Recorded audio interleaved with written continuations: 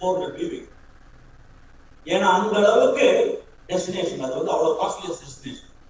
ஏன் சார் நம்ம சிம்பிளா சொல்றா, இங்க இருந்து நீங்க 10 மணி நேரம் ஃபிளைட்லயே வந்துடும், அப்பதான் அங்க போய் சேருது. 10 மணி நேரம் நீங்க ஏர்ல இருக்கணும். இங்க எத்தனை மணி நேரத்துல வந்து சேர்ந்து தெரியுமா? 3 மணி நேரம் 10 நிமிஷத்துல வந்து 10 மணி நேரம் ஏர்ல இருக்கணும். அப்ப ஏர் காஸ்ட் ஏர் ஜாஸ்தியா இருப்பாங்க.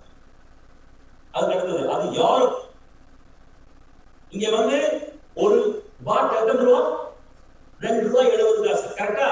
அங்க ஒரு யூரோ 100 ரூபா. 100 ரூபா கொடுத்தா அங்க 1 ரூபா கொடுப்பாங்க. அப்போ அது எத்தனை மடங்கு இன்னும் எக்ஸ்பென்சிவான பிளேஸ் நினைச்சுக்கீங்க.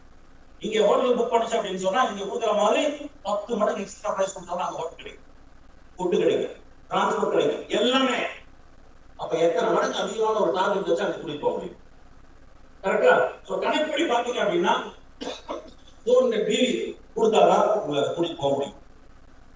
ஆனா நீங்க எல்லாரும் வந்து ஆல்ரெடி கொஞ்சம் பிரான்ஸ்க்கு போற ஆசையில கொஞ்சம் கோபத்துல இருக்கீங்கல்ல, அதனால அது 400 வேண்டாம், 200 BV பண்ணிருக்கோம் முடியும்.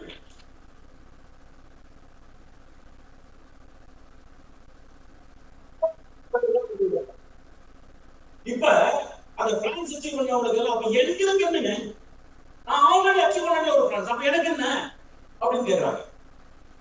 யாரெல்லாம் பிரான்ஸ் அச்சீவ் பண்ணாங்களோ, ஆல்ரெடி பிரான்ஸ் அச்சீவ் பண்ணி அச்சீவர் அப்படிங்கிற டோக்கன் வச்சிருக்கவங்க எல்லாருக்கும் 100 BV பண்ணா போதும் உங்களை நான் சொல்லுவேன்.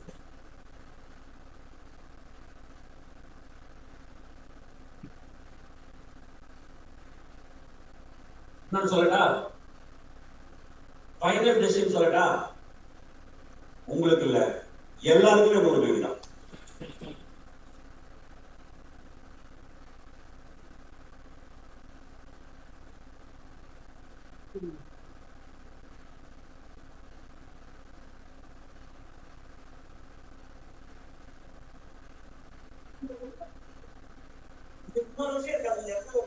தெரியல, நார்மலா 12 வாரத்துல, இது 14 வாரத்துல கொடுக்குறீங்களா?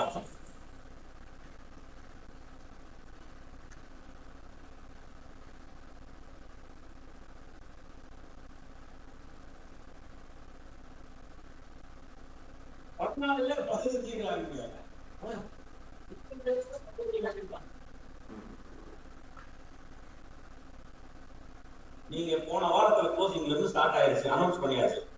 அடுத்த பேட்ச் க்ளோசிங் வரைக்கும் இருக்கு. அது எத்தனை வாரமா இருந்தாலும் அந்த வாரம் நீங்க எடுத்துக்கங்க. 100 BV அச்சீவ் பண்ணுங்க, உங்களை பிரான்ஸ் கூட்டிட்டு போறது என்னுடைய கடமை.